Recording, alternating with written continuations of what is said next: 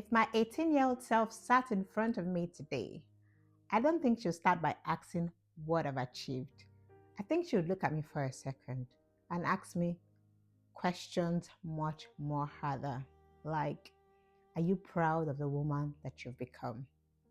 And I've thought about it for a second, and my honest answer is not always.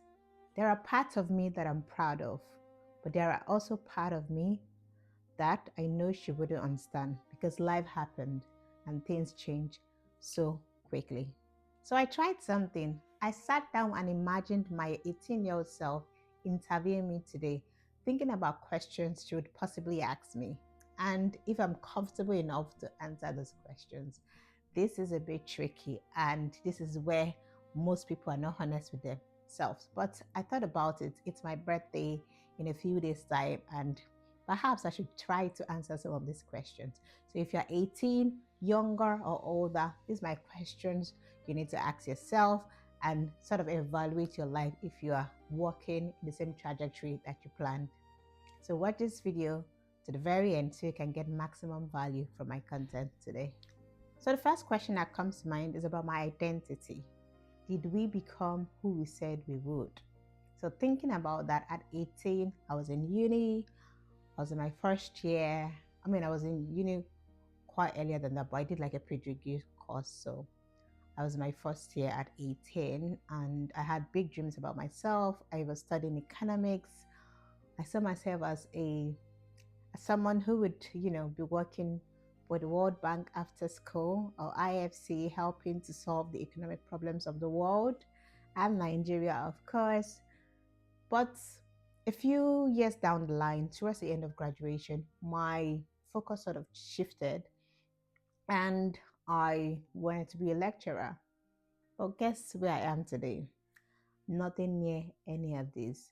And that is to say that it is completely normal to face detour in lives. Like sometimes you have a one straight way you have planned your life to go, and sometimes it would not always go that way. But what would you do? You have to learn how to adapt. So adaptability is a very key skill in life that every human being should possess. You should be able to sort of adjust yourself to life situations, to common realities, so that you can live your best life and so that you can get maximum value from life. What happened to the dreams that we had? Some of them changed. Some of them I had to let go of early. This is probably the hardest thing I have to admit. Some of them were inconvenient and some of them became impossible. After uni, I decided to, I couldn't get the lecturer job that I wanted, and I opted for the banking sector. Could I have done better? Maybe I could have. Could I have pressed more, applied more to universities? Maybe I could have. Could I have pursued my master's immediately? Maybe I could have. But I'm not regretting it. I love the path that I took. It was not the path that I originally planned, but I took a chance on myself. I was ready to take a risk. I was ready to learn. And yes, joining Access Bank at 24 changed my life forever because I learned special, cogent, and important skills that has brought me to where I am today. So to my 18-year-old self, I know you'll be wondering, why did your life take this turn? Well, I have no regret concerning that, but I'm going to explain to you some of the reasons why I took my decisions. Are you successful or just busy? Hmm. So you want to know if I've been successful in the path that I've chosen? Well, that's quite a tricky question. And to be honest, this actually stings a lot. But if I want to tell you how I feel, is that sometimes I was just feeling time. Like when I took the bank job, the first one I had, I was just feeling time. I just wanted to earn money. So sometimes being busy may look like progress on the outside. So people see, oh, she's gotten a job offer. She's busy. She's successful. But sometimes you might not be fulfilling purpose and you might not feel happy. But to me, success is relative. It is setting a goal and working towards it so that you can achieve it. So yes, I was feeling time for some time. And there were times when I had to take a break. I had to sit down and think about my life if where I was where I wanted to be. And then I drew a 5 year plan of how long I wanted to work in the industry that I was going to work and the next steps for me. And I started to work towards it. So, yes, if you talk about success, yes, containing the goal that I had, I was successful. I wasn't just busy because I was developing connections with people, I was solving problems, I was meeting new people. That sort of shaped the woman that I've become today. Did we take all the risk we promised we would? Not all of them. Some, yes, but the ones that really mattered, we hesitated. In 2017, let me say in 2016, 2015, 2016, I had the opportunity to prepare for GRE, to do my master's abroad, and to be able to become a lecturer. But I hesitated. I was thinking it was too early. I didn't understand the full picture. And so I drew back.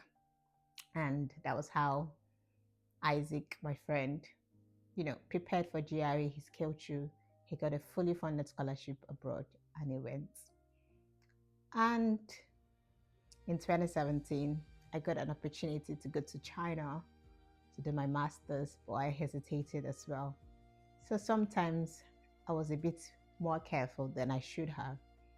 But that is how life is. Sometimes you don't understand it. You make calculated risk, and some of them turn out well, while some you wish you had made a better decision. But still, this is where we are. But one lesson I've learned is that waiting for the right time might never come. And so sometimes it's good to make hay while the sun shines. Did we keep all of the people we cared about? Now you're asking me about relationships, and this is the hardest one. Adulting taught me so many lessons I was never prepared for. So we did keep some relationship, but there are some names I don't hear anymore. There are some people I don't talk to anymore. Life happens, people change, things happen so fast, and you have to make a decision. So I had to learn how to be able to stand up for myself. I had to learn that there are seasons in life and people might be in your life for seasons. Yeah, I don't think I have the contact of my secondary school mates anymore, and most of my university mates as well. So some people changed, some people moved on so fast, and I have learned to embrace the people who respect me and value me. So I've learned to let go of relationships that don't need to be there anymore. So if somebody feels like their part of my story is over, I just let them go. I don't fight too hard. And this is the hardest part because sometimes you still want to give more. Sometimes you expect that the relationship will be forever, but sometimes it's not. So I've learned how to love deeply but calculatively. I've learned how to value myself more and prioritize my well being.